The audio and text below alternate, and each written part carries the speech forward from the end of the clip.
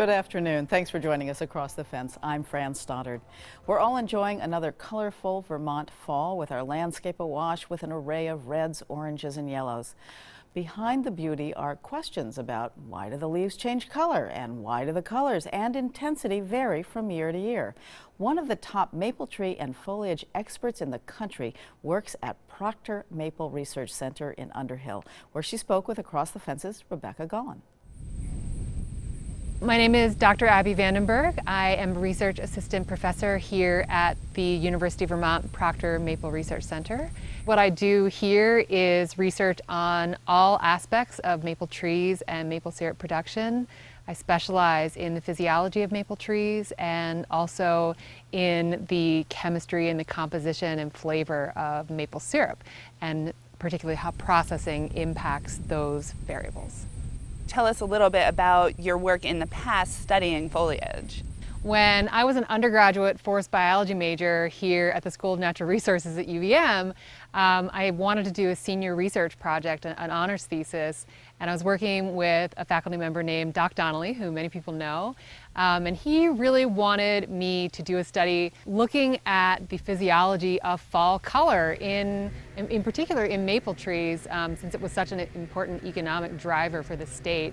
And so this journey began, this very long journey later, began as a senior thesis project at the University of Vermont, and I was looking for a field site to do some of my research as an undergraduate, and I was turned on to some ongoing phenology plots here at the Proctor Maple Research Center.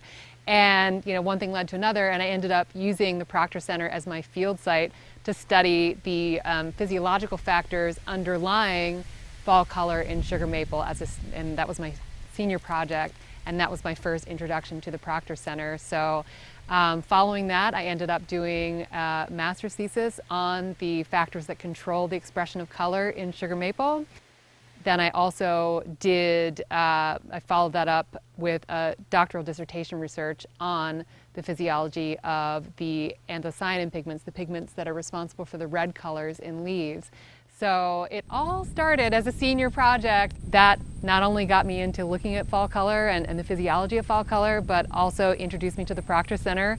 And I managed to end up back here as a technician and then doing my dissertation research while I worked here. Tell me a little bit about the science that makes fall foliage happen. Well, it's really something that we know lots about and a little about all at the same time. So there are two processes that go on as leaves change color in the fall, and they go on sort of simultaneously. The first is the loss of chlorophyll. So as a response to the signal of shortening day lengths, and also it's kind of modulated by temperatures and some other weather conditions, but mostly it's in response to the cue of shortening photoperiods or day length. The chlorophyll in the leaf begins, first the leaf stops making new chlorophyll, and then at the same time the leaf is also breaking down the chlorophyll that's there. So that's what we begin to see, the reduction in green. And as that chlorophyll begins to get broken down by the leaf, there are pigments that are present in the leaf all the time. Predominantly they're yellow in color. They're accessory pigments called carotenoids.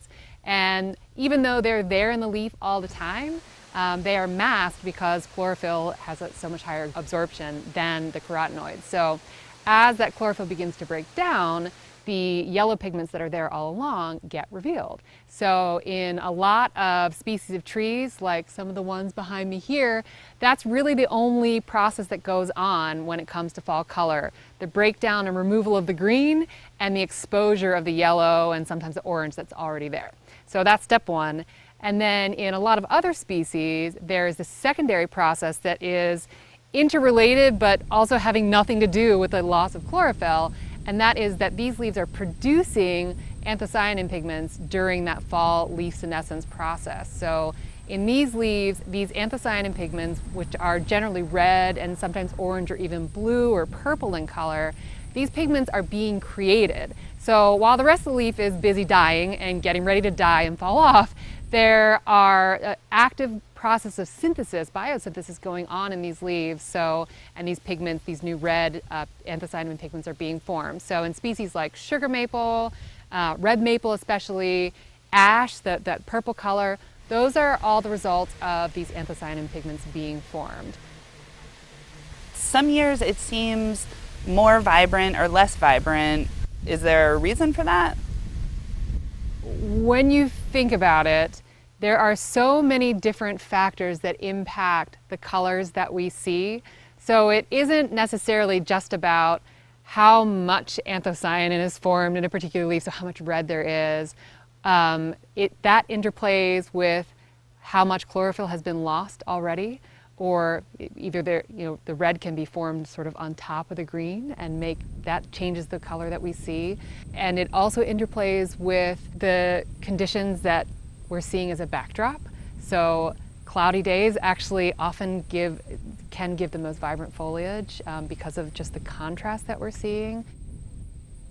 You can have situations like this where this leaf has already undergone some tissue death here at the edge, at the leaf margin. So you can see this kind of brown showing up here. So the extent to which this has happened in a leaf can also impact the overall visual appearance that we see. So there's a lot going on, and then some of it is sheerly due to the contrasting conditions of what we see. So on a hillside where you have a lot of, say, white birch trees as part of the landscape, or even a backdrop of green, dark green, evergreen trees, that can really influence what we're seeing. So in part, there's physiological things going on that have to do with the colors that we see and the clarity and the hues. But then there is also just the other impacts of other factors that we see along with that. So it's a really complex question, and that's why really the simplest answer is that you're always going to have hits or misses. In many ways, there's not such a thing as a good year or a bad year for fall color.